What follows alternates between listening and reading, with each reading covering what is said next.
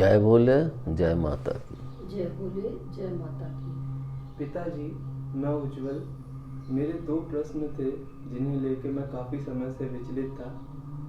तो पहला प्रश्न तो मेरा यह कि जो हम सभी मंदिरों में देखते हैं कि हर शिवलिंग के ऊपर एक कलश टंगा होता है और उससे बूंद बूंद पानी शिवलिंग के ऊपर गिरता रहता है, और कुछ जगहों पे शिवलिंग के ऊपर शेषनाग जी होते हैं जिनसे होकर शिवलिंग पर पानी जाता है।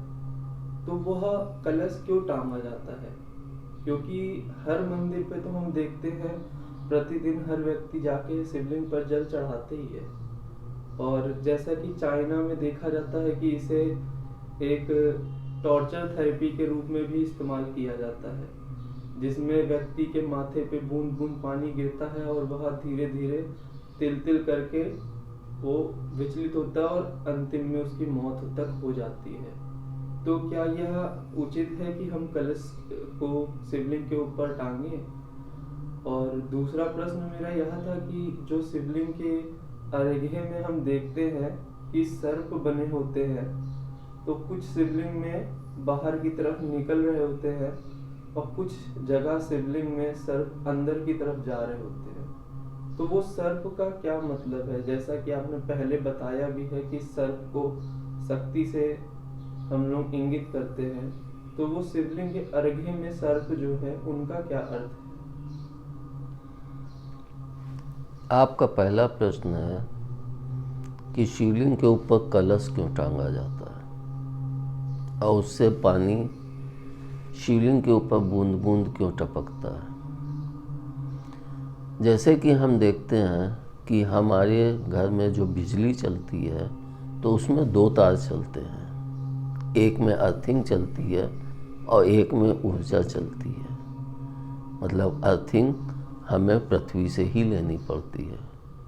उसी तरह से हम इंसानों को ऊर्जा आकाश से मिलती है, मतलब पिता से मिलती है, सूर्य देव से मिलती है। तो ऊर्जा हमें ऊपर से प्राप्त होती और अर्थिंग हमें धरती माँ से मिलती है। तो हमें अर्थिंग मतलब ऊर्जा और अर्थिंग दोनों की ही आवश्यकता होती है। इन दोनों के बगैर हमारे जीवन में कभी भी एक धारा प्रवाह जीवन नहीं संचालित हो सकता है। और हम देखते हैं जहाँ पे ज़मीन सूख जाती है तो वहाँ पे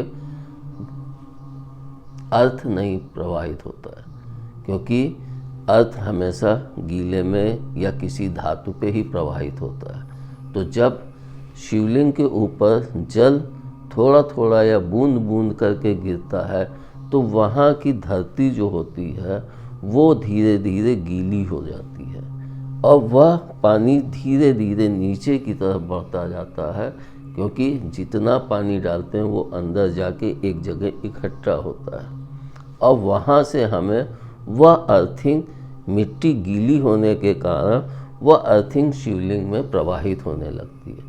जब वह अर्थिंग शिवलिंग में प्रवाहित होती है तो उससे जो है वेव्स निकलती हैं, उससे हमें अर्थिंग की प्राप्ति होती है।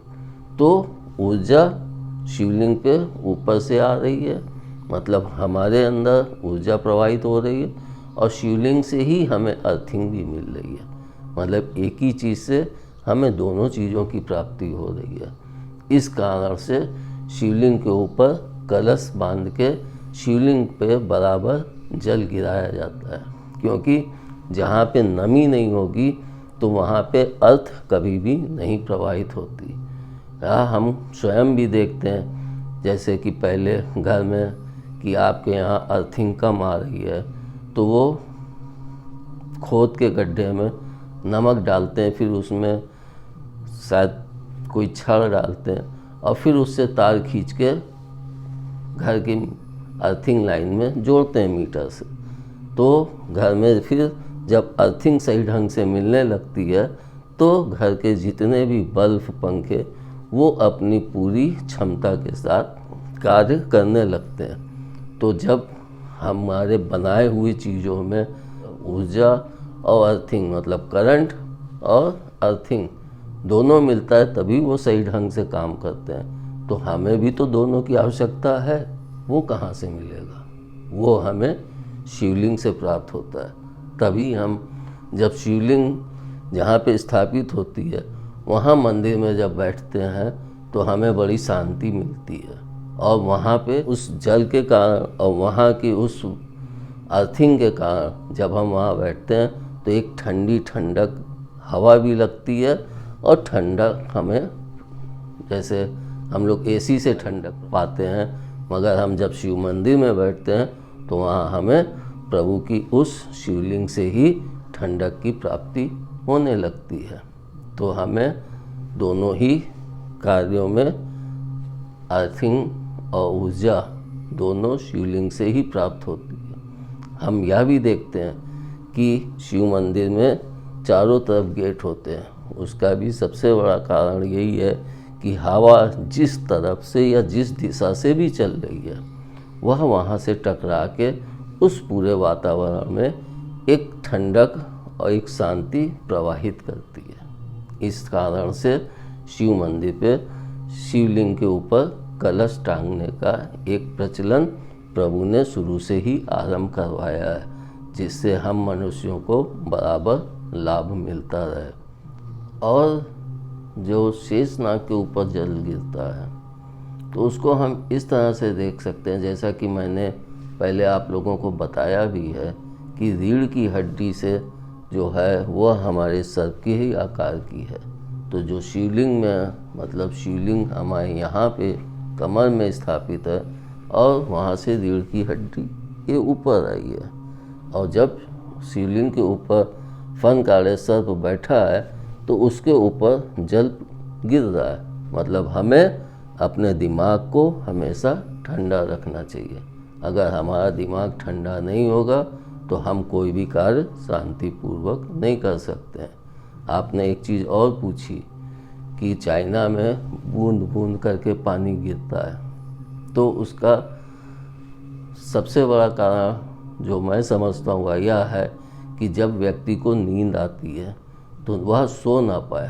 तो अगर हमारे ऊपर ऊंचाई से एक एक बूंद पानी टपकेगा तो वह एक पत्थर के समान चोट करता है, और वह पत्थर के समान चोट करने के कारण वह जब चेहरा गीला बराबर रहेगा तो हम नींद से कोसों दूर हो जाते हैं। और जब नींद नहीं आती है तो हमें उलझन होने लगती है, मतलब बेचैनी होने लगती है। हम सोने के लिए मांगते कि इसको हटाओ तो हम सो पाएँ, और ना सोने के कारण हमारा शरीर एक तरह से नष्ट होता जाता है। तभी अंत में उसे मौत प्राप्त हो जाती है। तो सब चीज़ों का एक वैज्ञानिक अर्थ भी छुपा है, सिर्फ उसको खोजने की ज़रूरत है। हम इसको कह सकते हैं कि यह भी इंसान को एक प्रताड़ना देने का तरीका खोज लिया है, लेकिन यह तरीका उचित नहीं है। तरीका वह सही है जिसमें हम इंसान को अंदर से शुद्ध कर सकें, सही मार्ग दे सकें। प्रभु का कहना भी यही है कि मारने से अच्छा सुधारना है। आपका दूसरा प्रश्न है कि शिवलिंग में 4 सर्प, कोई बाहर को कोई अंदर को क्यों बने होते हैं? उसका सबसे बड़ा कारण यह है कि सर्प को हम शक्ति का ही स्वरूप मानते हैं, क्योंकि शक्ति हमें सर्प के रूप में दिखती है, और शिवलिंग के चारों तरफ सर्प बना होता है। तो शक्ति शिवलिंग में प्रवाहित होती है, और उससे जो नया जन्म होता है तो उसमें उन शक्तियों का प्रभाव अपने आप विस्तारित होने लगता है। वह कैसे? कि हम शिवलिंग में एक सर्प अंदर की तरफ जाते देखते हैं, बाकी 4 तरफ सर्प बने होते हैं। प्रत्येक इंसान को 5 शक्तियाँ चाहिए, यह सभी जानते हैं। जल, वायु, अग्नि, धरती और आकाश। तो यह 5 तत्व हमें क्योंकि यह 5 शक्ति हैं, तो वह 5 उस शिवलिंग में सर्प के रूप में दिखाया गया है, ताकि हम को यह 5 शक्ति जो भी प्रत्येक प्राणी या प्रत्येक जीव जो भी इस पृथ्वी पे जन्म लेता है उसके अंदर यह पांचों तत्व अपने आप गर्भ में ही प्राप्त हो जाते हैं। यह पांचों तत्व लेकर ही प्रत्येक इंसान इस पृथ्वी पे जन्म लेता है। इस कारण से हमारे प्रभु या ऋषि मुनियों जिन्होंने भी इसको अंकित किया है, उसका जो मेरा मत है, जो मैंने इस पे ज्ञान प्राप्त किया, वह यही है कि शिवलिंग से पांचों तत्व, हम जो भी जीव जन्म लेता है उसके अंदर जन्म से ही यह पांचों तत्व विद्यमान होते हैं। और जब इनमें से किसी भी तत्व की कमी होती है तो हमारा शरीर कभी भी सही ढंग से नहीं कार्य कर सकता है। इसीलिए प्रभु पांचों तत्व अपने अधिकार में रखें, यह हमें शिवलिंग के माध्यम से प्रभु ने दर्शाया है। धन्यवाद। जय बोले जय माता। जय बोले जय माता।